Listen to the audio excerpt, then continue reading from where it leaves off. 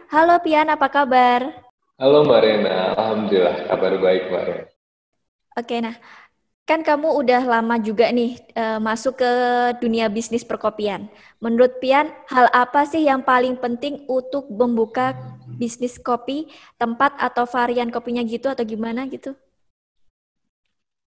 Pasti ya kalau kalau dalam sebuah bisnis kopi ya yang sarankan untuk ownernya atau untuk yang ingin memulai gitu dan sarankan untuk mengetahui basic kopinya itu seperti apa gitu karena kopi sendiri treatmentnya berbeda dengan minuman lain gitu. Basicnya ya teman-teman harus setidaknya mengerti basic kopi itu kayak gimana. Nah, selain itu ya balik ke seperti halnya saat kita mau buka usaha lainnya, unsur-unsur avatar kalau Pian bilang unsur-unsur Oke. avatar itu harus harus dipelajari ya, unsur tanah, udara, air, api, gitu, macam-macam.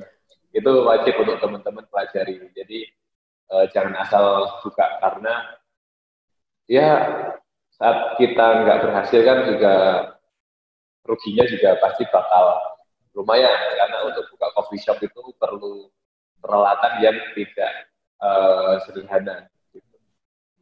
Terus nih kan tadi eh, ngomongin tentang kalau jatuh bakal peralatan atau kerugiannya kan besar nih.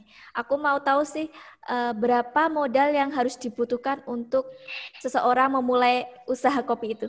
Besar atau gimana? Seber, Atau relatif? Sebenarnya balik ke konsep sih Mbak. Jadi kita buat kedai kopi yang sangat-sangat sederhana, itu paling sejuta dua juta udah bisa buka untuk alat-alatnya. Tapi kalau pengen buka yang sekalian besar dengan alat-alat yang mumpuni, ya mungkin bisa sampai ratusan juta ya gitu untuk alat-alatnya. Ada satu mesin itu harganya sampai 300 juta gitu. Sampai segitunya gitu. Jadi balik ke kita pengen konsep yang seperti apa di coffee shop kita gitu. Oke. Nah, Ya, selain itu nih, aku sendiri kan banyak menemui kalau kedai kopi itu selain racikan minuman, konsep kedai itu tuh dicari. Salah satu faktor pengunjung tuh datang ke kedai tersebut. Nah, menurut menurut kamu nih, kan banyak pengunjung yang mencari tempat kedai kopi itu karena bukan kopinya, tapi Instagramable-nya, konsepnya. Nah, itu gimana menurut kamu? wajar sih Mbak.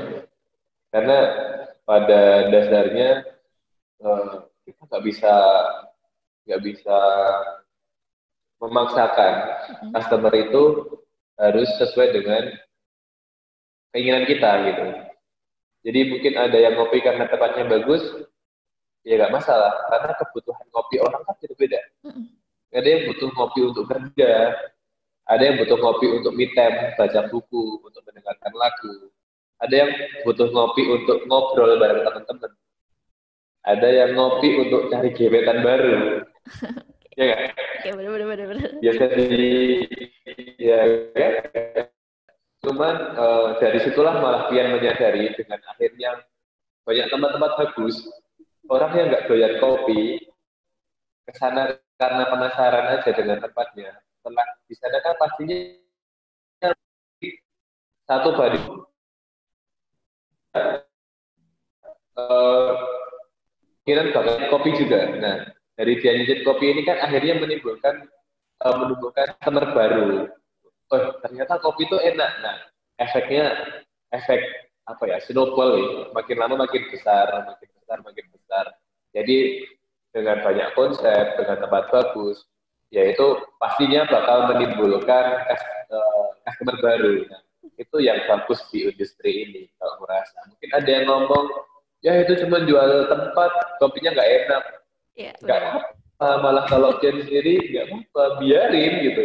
Dengan adanya tempat bagus, orang akan nyoba, dan ada kemungkinan yang nyoba itu akan pesen kopi, wih Mm-mm. kopi ternyata enak ya. Nah, dan di kesempatan lainnya mungkin dia akan nyoba coffee shop lain ya Mm-mm. tidak jual tempat tapi jual kopi. Nah, itu sih di sudut pandang Pian sendiri nggak masalah ya. Mungkin kadang kepikiran tempat sana bagus, tempat sana gede, Kopi Pian kalah, Haki kalah, tapi nggak apa-apa gitu.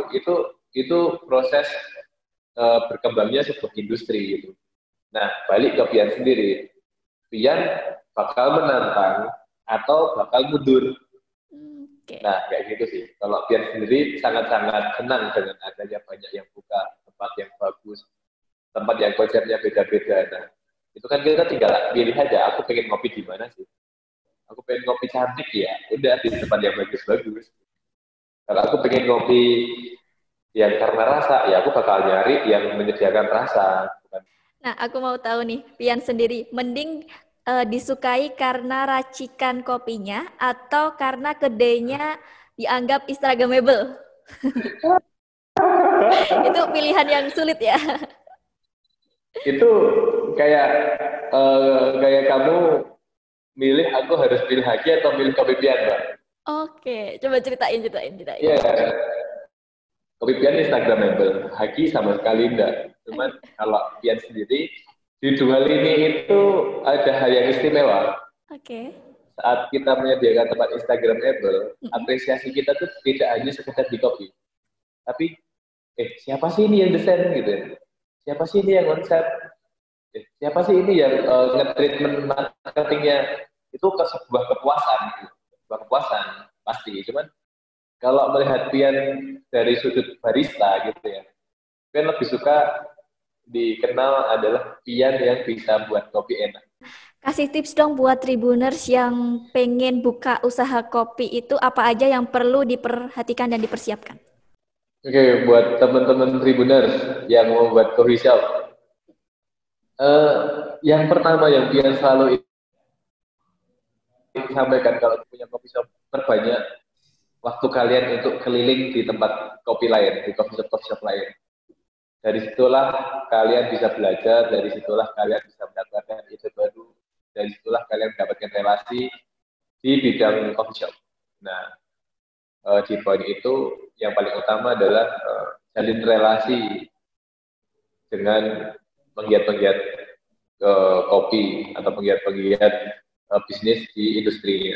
Untuk yang lain-lain mungkin udah banyak lah teori gimana kita harus membuat usaha kita bagus dan kawan-kawan itu udah banyak. Cuman yang paling Pian tekankan ya semoga yang Pian sarankan lah sering-sering keliling, sering-sering untuk main di tempat kopi lain. Nah itu kalian dapat ide gimana sih kalau aku mau buat kopi shop harus seperti yang mana.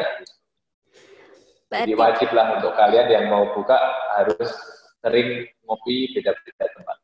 Berarti teori ATM, amati, tiru, modifikasi. Ya.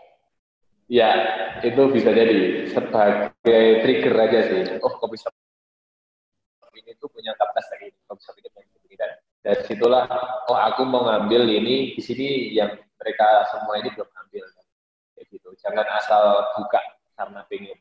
Nah, kan saat ini ada banyak coffee shop maupun minuman kekinian yang bermunculan, yang menjamur. Banyak dari mereka juga kan banyak yang tutup atau cuma musiman gitu. Nah, gimana sih cara bisa mempertahankan suatu usaha di bidang food beverage ini? Kalau yang Pian coba lakuin adalah gimana ke depannya tuh Pian tuh tidak terfokus dengan produk aja, tapi yang Pian coba bangun adalah gimana sih kita bisa dikangenin. Mungkin bisa dari produk, mungkin bisa dari service kita, mungkin bisa dari kita pribadi sebagai owner atau barista. Jadi yang pengen Pian lakuin kita punya value terhadap customer. Nah itu yang pengen Pian bangkitin. Oke. Ya, makasih ya Pian buat waktunya mau ngobrol-ngobrol di Tribuners on Cam. Terus semoga usahanya sukses ke depannya. Terima kasih juga buat teman-teman Tribun yang bisa berkenan untuk ngajak Pian. Semoga bermanfaat buat semua. Terima kasih sudah nonton. Jangan lupa like, subscribe, dan share ya.